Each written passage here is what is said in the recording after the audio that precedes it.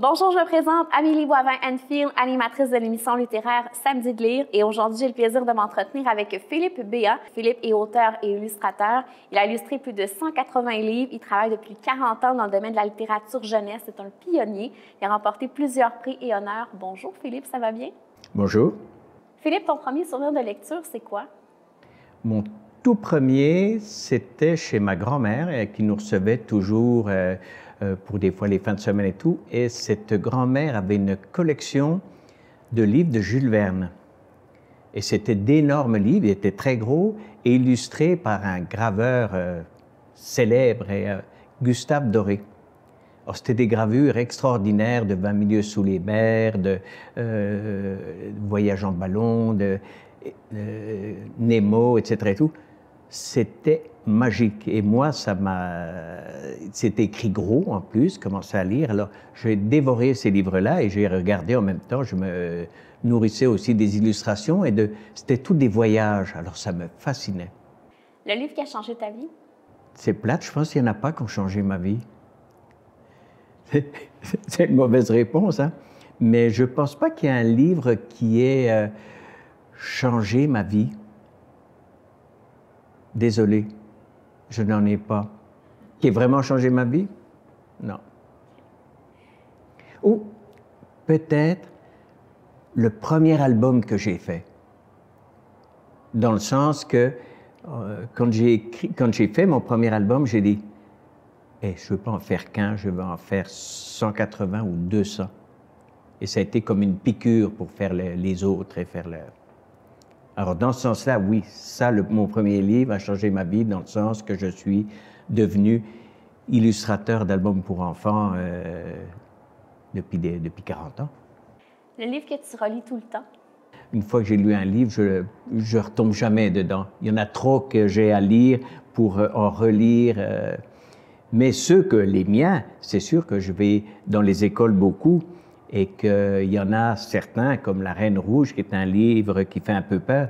Les enfants me le demandent tout le temps. Alors je raconte, je le connais plus que par cœur, et je raconte tout le temps ce livre-là et d'autres aussi. Quel est le vrai premier livre qui t'a donné envie de lire? C'est aussi dans mes années de 10-11 ans, je dirais, et ma mère avait tous les Agatha Christie. Et à un moment donné, j'avais lu des petits romans, puis elle m'a sorti les Agatha Christie. Elle dit, tiens, si tu veux lire des romans policiers, j'ai une très belle collection, c'est tous les Agatha Christie. Et elle les avait tous. Et maintenant, elle me les a donnés, c'est moi qui les ai tous. Mais je suis tombé dedans et j'ai lu tous les Agatha Christie. Et ça, j'avais dit, moi, j'aimerais ça, à un moment donné, écrire des histoires, Et je pensais même, je disais même, j'aimerais ça écrire des romans. Je ne l'ai jamais fait. Est-ce que je serais bon? Peut-être pas. Est-ce que ça viendra? Peut-être aussi, je ne le sais pas. Mais en tout cas, ça m'a donné la piqûre d'écrire et de faire des albums. J'écris depuis moins de temps que j'illustre, bien que, quand mes filles étaient petites, elles ont maintenant 35, 36, je leur racontais tous les soirs une histoire. Et bon, ce ne sont pas tous les soirs de bonnes histoires, mais quand j'en trouvais une, puis j'étais en forme, etc. et tout, puis j'ai ça peut faire une bonne histoire, je notais des bribes de l'histoire, je mettais ça dans un tiroir, et des années après, j'ai retrouvé tout un paquet d'histoires commencées. Les 3/4, je les ai mis de côté, j'ai rien fait avec, mais toutes les autres sont devenues des histoires que j'ai écrites et que j'ai commencé il y a très longtemps. Alors, j'ai toujours écrit, mais après, c'est devenu comme une piqûre à même titre que l'illustration. Qu'est-ce que j'aime le plus faire? Bon, l'illustration, parce que j'en fais depuis très longtemps, mais est-ce que j'aime autant écrire? Oui, je pense que j'aime autant écrire. Les deux. C'est quoi le livre qui t'a donné envie d'écrire, mais également d'illustrer?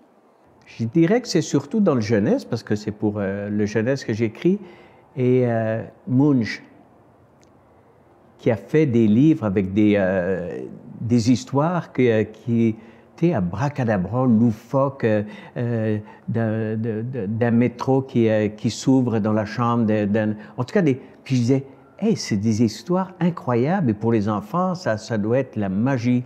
Et je dis, ça, j'aimerais le faire, j'aimerais écrire des histoires. Alors ça a été peut-être un déclencheur pour moi dans l'écriture.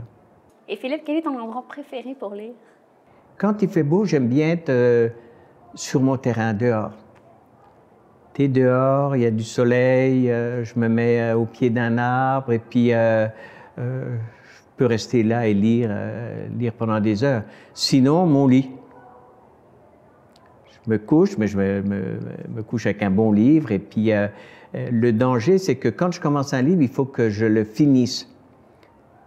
Tu sais, je ne peux pas laisser. Moi, j'ai des chums qui mettent, ils ont 3-4 livres en même temps, qui mettent près de leur lit et ils continuent un, ils reprennent un, ils relisent, ce que je ne fais pas pour la xème fois un autre. Moi, non, il faut que je le finisse. Alors, des fois, ça va. Et là, je regarde, et puis il est 5 heures du matin et j'ai presque fini. Alors, je dis, bon, je vais le finir, mais les nuits sont courtes. Alors, c'est mieux au pied de l'arbre. Merci, Philippe. Merci.